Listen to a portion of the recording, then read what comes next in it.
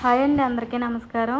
ఇలా మీరు weight loss అవ్వాలి అంటే లైట్గా తినాలి, అది కూడా హెల్తీగా తినాలి అనుకుంటే ఇలా ట్రై చేయండి. ఇది ఓట్స్ రాగులతో సూప్ అండి. చాలా ఇష్టంగా తింటారు, చాలా హెల్తీ కూడా. ఇలా వెయిట్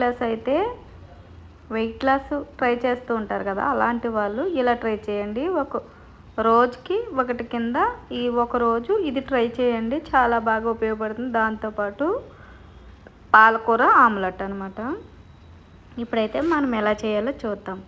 ముందుగా ఒక కప్పు మెజర్మెంట్తో నేను రాగి పిండి తీసుకున్నానండి. ఇప్పుడు చూపిస్తున్నాను కదా, అదే కప్పుతో అనమాట.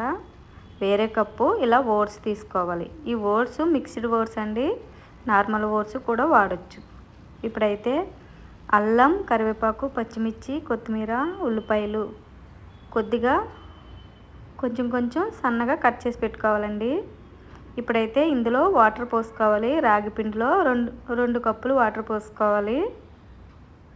ఇలా పోసుకుని మొత్తం అంతా కలిసేటట్టు కలుపుకోవాలన్నమాట. ఇలా కలుపుకున్న తర్వాత దీన్ని పక్కన పెట్టి స్టవ్ వెలిగించి బాండి పెట్టుకుని 1/2 స్పూన్ వరకు నెయ్యి వేయండి, లేదంటే నూనె వేయండి, లేదంటే మేగడ తొక్క ఉంటుంది కదా పాల్లో, అది వేయండి. అది వేసిన తర్వాత కొద్దిగా జీలకర్ర, కరివేపాకు, చిటికెడు ఇంగువ వేసి కాస్త వేగిన తర్వాత ఆనియన్స్ కూడా వేయండి. ఆనియన్ కొద్దిగా వేగిన తర్వాత క్యారెట్ ముక్కలు స్కిప్ అయిందండి. క్యారెట్, పచ్చిమిర్చి, అల్లం తురుము, కొత్తిమీర ఇవన్నీ వేసి బాగా వేపుకోవాలన్నమాట. ఆయిల్ అస్సలు వేయలేదండి, చాలా తక్కువ వేసాను. ఇప్పుడు సరిపడా ఉప్పు, అలాగే ఉప్పు వేసిన తర్వాత ఇది బాగా కలుపుకోవాలి. మూత పెట్టి మగ్గనివ్వాలండి. ఇలా మగ్గిన తర్వాత ఒకసారి మూత తీసి ఈ విధంగా కలుపుకోవాలన్నమాట. ఇప్పుడు కలుపుకున్న తర్వాత ఓట్స్ వేసేసుకోవాలన్నమాట ఇందులో. ఇలా ఓట్స్ వేయడం వల్ల చాలా చాలా హెల్దీ అండి. ఓట్స్ అనేవి మన బాడీకి చాలా కావాల్సిన హెల్దీ ఫుడ్ అనమాట. ఇప్పుడైతే చిటికెడు పసుపు వేసుకోవాలి. ఇలా వేగిన తర్వాత చూసారా, ఈ విధంగా వేగిన తర్వాత చిన్న మంట మీదే వేపుకోవాలండి.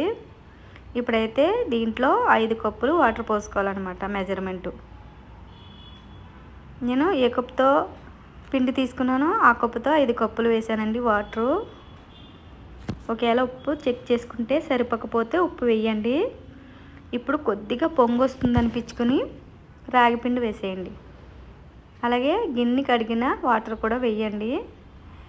ఇలా మనకి ఈ విధంగా వాటర్ పోసుకున్న తర్వాత చిక్కగా అవుతుందండి. తర్వాత కొత్తిమీర వేయాలి. చూసారా, ఈ కన్సిస్టెన్సీ వస్తే సరిపోతుంది. మీకు లేదా మాకు పల్చగా ఉండాలి, థిక్గా వద్దు అనిపిస్తే ఇంకో కప్పు వాటర్ పోసుకోండి, ఏం పర్వాలేదు. టేస్ట్ అయితే చాలా చాలా బాగుంటుంది, కమ్మగా ఉంటుందండి. అంతేనండి. ఈ స్టవ్ ఆపేసి పక్కన పెట్టుకోవాలి. పిల్లలకి చాలా హెల్తీగా ఉంటుందండి ఈ ఫుడ్ అనేది.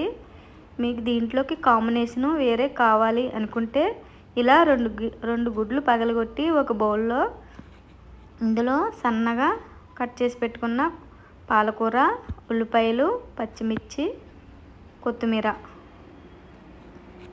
వేసుకోవాలి. ఇందులో 1/2 స్పూన్ వరకు కారం, సరిపడా ఉప్పు, కొద్దిగా జీలకర్ర వేసుకోండి. ఉంటే మిరియాల పొడి కూడా వేసి దీన్ని బాగా బీట్ చేయండి. ఇలా బీట్ చేసిన తర్వాత చూసారా, ఇందులో వాటర్ ఏమీ వేయాల్సిన అవసరం లేదండి.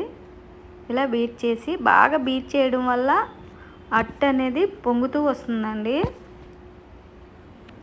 ఇప్పుడు స్టవ్ వెలిగించి ప్యాన్ పెట్టుకుని కొద్దిగా ఆయిల్ వేసుకుని ఇప్పుడు మనం బీట్ చేసుకున్న మిశ్రమం వేసేసి మూత పెట్టి ఇలా చిన్న మంట మీద ఉడకనివ్వాలి.